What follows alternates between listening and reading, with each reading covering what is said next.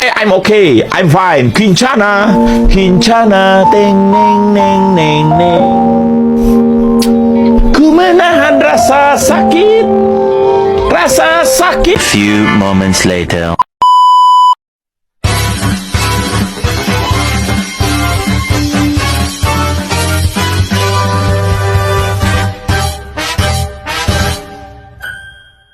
Assalamualaikum warahmatullahi wabarakatuh. Waalaikumsalam. Permisi adik, adik ini dengan nama siapa? Nama saya Raja Agung Bramasta Dari kelas berapa? dari kelas 9A. Oke, baik. Oke, saya Nova dari Universitas PGRI Semarang. Mau tanya nih, di era milenial ini masih maraknya bullying kan? Nah, menurut adik sendiri, apakah yang adik ketahui tentang perilaku bullying? Bullying itu suatu perbuatan seseorang yang bisa menyebabkan ketidaknyamanan pada orang tertentu, baik berupa psikis atau fisik. Oke, baik. Apakah adik pernah melihat kekerasan di lingkungan sekolahan? Pernah sih Kak, tapi kayaknya kalau zaman sekarang itu kan kekerasannya malah dianggap bercandaan sama teman-teman gitu. Berarti dianggap bercandaan ya? Iya. Oke, nah apakah adik pernah menjadi korban kekerasan atau bullying di sekolah? Tidak pernah sih Kak, karena kebetulan saya kalau diganggu sedikit atau buat saya nggak nyaman, saya langsung marah gitu. Oke, langsung pergi ya berarti ya? Langsung. Nah, apakah adik pernah menolong atau membela temanmu ketika dibully? Pernah. Pernah. Ya. Kelas berapa? Itu waktu saya kelas 8. Kelas 8. Apakah adik tahu kemana tempat melaporkan jika terjadi bullying? Tahu Kak, di BK. Oh, di BK. Apakah adik tahu akibat perilaku bullying dapat menyebabkan mempengaruhi fisik dan psikis korban? Iya, tahu. Tahu, baik. Menurut pendapat adik, bagaimana cara mengurangi bullying di sekolahan?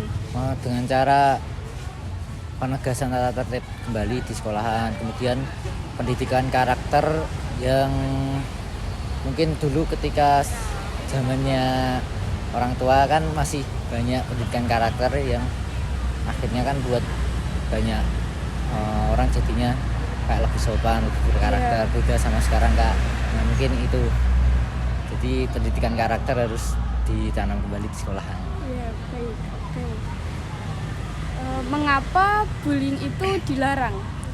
Karena dapat merugikan, juga dapat merusak generasi bangsa yang tadinya pede berprestasi malah jadi nggak pede, terus jadi nggak berprestasi. Berprestasinya turun ya? Iya.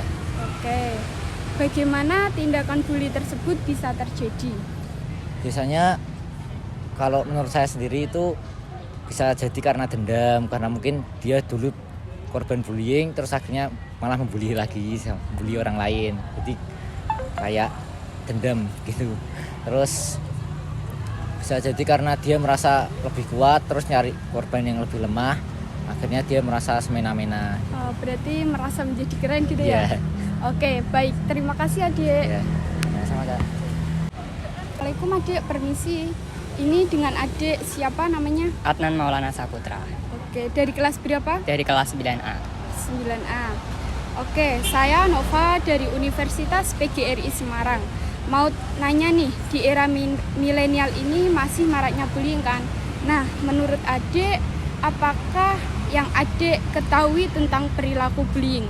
Perilaku bullying adalah suatu perilaku dari seseorang ataupun sekumpulan orang yang menyakiti ataupun menyiksa diri seseorang yang mengakibatkan dampak yang sangatlah fatal, mungkin dari dampak psikis ataupun mental yang bisa mengakibatkan suatu trauma.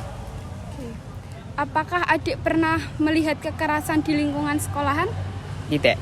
Tidak. Apakah adik pernah menjadi korban kekerasan atau bullying di sekolah? Pernah waktu SD. Pernah waktu SD. Akibatnya apa? Saya trauma, saya agak berani untuk bersosialisasi dengan teman cowok karena waktu SD saya itu pernah bermain ataupun bergaul dengan seorang cowok. Saya tuh kayak ingin sekali ikut permainan tersebut, tapi saya dilarang dengan dikata-katain, dengan kayak selalu diancam begitu. Dan saya menjadi trauma sampai sekarang untuk tidak berani bermain sama cowok. Oh, baik. Apakah adik pernah menolong atau membela teman ketika dibully? Tidak. Apakah adik tahu kemana tempat melaporkan jika terjadi bullying di sekolah? Mungkin hak asasi manusia, HAM, ataupun ke perlindungan anak. Oke. Nah, apakah adik tahu akibat perilaku bullying dapat menyebabkan mempengaruhi fisik dan psikis? Tahu. Tahu. Menurut pendapat adik, bagaimana cara mengurangi bullying di sekolah? Mungkin dengan suatu anak tersebut bisa dilakukan dengan menceritakan ke guru BK ataupun ke guru lainnya. Mungkin bila takut untuk bercerita, mungkin bisa dengan kayak konseling dengan cara menceritakan di sebuah kertas begitu, dengan tidak diberitahukan identitasnya. Oke, mengapa bullying itu dilarang? Karena bisa saja berakibat menyakiti sebuah mental seseorang yang mungkin nantinya bisa di masa depan dirinya itu bisa saja seperti depresi ataupun kayak trauma begitu yang bisa menyebabkan nanti meningkatnya kasus bunuh diri. Oke. Nah, bagaimana tindakan bully tersebut bisa terjadi? Mungkin karena suatu anak tersebut lemah, kayak merasa dirinya itu tuh dirinya itu kayak cupu gitu, misalnya bisa aja dibully karena mungkin seorang pembuli itu broken home begitu, ingin melampiaskan sebuah kayak emosinya dengan cara yang salah dengan menyakiti teman-temannya. Oke, baik, terima kasih adik. Sama-sama Kak. Assalamualaikum warahmatullahi wabarakatuh. Perkenalkan, nama saya Safa Afrala Afarin dari Universitas PGRI Semarang. Izin ya Bu, ingin melakukan wawancara. Dengan Ibu siapa? Dengan Ibu Umi Latifah. Ibu Umi Latifah. Di SMP Negeri 4 ini, Ibu bekerja di bagian apa, Bu? Kalau saya sendiri di konselornya atau guru BK di sini. Oh, baik, dari guru BK. Izin mengajukan pertanyaan ya, Bu. Di SMP Negeri 4 ini, Ibu mengetahui apa arti bullying nggak sih, Bu?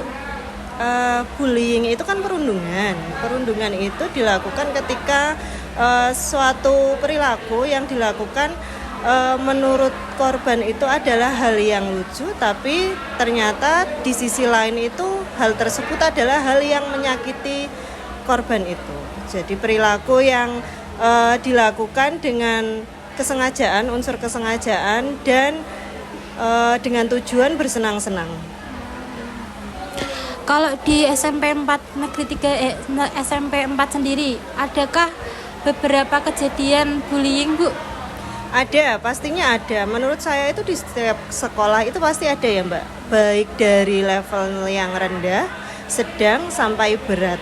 Terkadang memang tidak setiap sekolah itu ada sampai level berat, tapi untuk yang level rendah menurut saya itu pasti ada. Kalau di sini itu yang level rendah itu kayak misalkan memanggil nama orang tua, panggil-panggilan nama orang tua, kayak misalkan nama anaknya itu sebetulnya Rio, tapi bapaknya tuh Agus. Nah, nanti temannya manggilnya Gus, Agus. Nah, tergantung nanti Rionya itu merasa tersinggung atau tidak dengan tindakan tersebut. Itu yang ringan. Kemudian kalau yang sedang itu ada yang kakak kelas, misalkan kakak kelas itu ke kamar mandi, kemudian dengan sengaja itu menyiramkan air ke adik kelas yang sedang di kamar mandi itu. Nah, itu di sini juga ada yang seperti itu. Tapi kalau untuk yang level tinggi atau level berat kayak misalkan sampai kontak fisik, memukul, kemudian sampai membuat mental korbannya jatuh, itu alhamdulillah tidak sampai di situ. Berarti kalau di SMP 4 ini masih dalam kategori level rendah ya, Bu? Kalau menurut Ibu sebagai guru BK, apa tindakan Ibu yang Ibu lakukan kepada para pelaku-pelaku bullying? Kalau untuk pelaku ya ini ya berarti. Kalau untuk pelaku otomatis kita yang pertama itu konseling dulu Mbak. Kan biasanya seperti itu ada yang melaporkan dari korban karena korban merasa dirugikan. Yang pertama itu. Kemudian juga biasanya dapat laporan dari ada OSIS atau ada temannya korban yang melaporkan kepada kami. Kemudian otomatis kami panggil dulu, kami konseling dulu anaknya dan kami lihat tindak lanjutnya nih, kira-kira masih dilakukan atau tidak. Kalau misalkan sudah tidak, kami tidak akan melakukan tindak lanjut lagi. Maksudnya kan berarti sesi konseling itu sudah efektif. Tapi kalau misalkan masih dilakukan dan korban masih merasa dirugikan, otomatis kami adakan tindak lanjut. Antara itu konseling kedua atau kami langsung memanggil kehadiran orang tua jika itu perlu. Seperti itu. Kalau ini ada beberapa nih Bu dari sekolah, anaknya tuh malah menjadi pelaku perundungan, tapi orang tuanya malah sebaliknya tidak terima. Bagaimana tanggapan Ibu untuk menanggapi hal tersebut? Gitu. Soalnya gini Mbak, orang tua itu kan memang tidak sama semua ya. Kadang ada yang bisa diajak koordinasi, ada yang tidak. Mungkin maksudnya jenengan itu orang tua yang ketika kami berikan fakta di lapangan itu tidak terima ketika anaknya itu dibilang seperti itu. Biasanya kalau kami mengetahui tipe orang tua yang seperti itu, otomatis sebelum kita memanggil kita sudah ada bukti dulu. Jadi kita memberitahukan fakta di lapangan itu ada buktinya. Karena kalau tidak seperti itu, orang tua pasti akan membela anaknya, akan membentengi. Tapi kalau sudah ada bukti, misalkan chattingan atau misalkan video dan lain-lain, otomatis orang tua pasti bagaimanapun dia mau melindungi anaknya, sudah ada bukti, iya kan? Pasti mau tidak mau dia harus menerima kenyataan tersebut. Ada lagi nih Bu, di SMP 4 ini adakah kendala saat melakukan seperti menangani kasus bullying? Ada nggak sih kendalanya? Kalau kendala yang kami rasakan, kalau dari proses penanganan itu kan yang pertama kami pasti ada sosialisasi dulu Mbak. Waktu MPLS atau siswa masuk itu sudah kami berikan sosialisasi anti bullying. Nah kemudian dari kami juga dari guru-guru ketika mengajar klasikal di kelas itu juga pasti akan menyisipkan yang namanya guru pasti ada wejangan atau memberikan nasihat dan lain sebagainya tentang bullying itu pasti ada. Apalagi yang BK itu ada materi tersendiri tentang bullying. Kemudian itu untuk antisipasinya. Tapi kalau sudah terjadi yang tadi saya bilang bentuk tindakannya adalah konseling dan pemanggilan orang tua. Kalau kendala yang kami rasakan adalah ketika bullying itu tergolong rendah, itu terkadang anak lebih menyepelekan. Kayak yang tadi manggil orang tua, cuma gitu aja kan gitu. Anak kan mikirnya gitu, tapi yang merasa tidak terima itu kan merasa sakit hati, iya kan? Nah itu kendala kami adalah ketika levelnya rendah itu kadang kemungkinan untuk terulang itu sangat besar sekali. Jadi diulang lagi. Nah itu nanti endingnya kami juga akan konseling lagi sampai ketika tahap 3 kali anak tidak mengindahkan hal tersebut, ya itu tadi kami harus koordinasi dengan orang tua. Berarti SMP 4 ini menjadi garda terdepan untuk anti bullying ya Bu? Betul. Baik, kalau begitu kita dari Universitas PGRI Semarang sangat berterima kasih kepada Ibu mau diwawancarai tentang anti bullying ini. Semoga SMP 4 semakin jaya, semakin maju dan anti bullying di dalamnya dibasmi Bu. Amin. Dari kami, wassalamualaikum warahmatullahi wabarakatuh.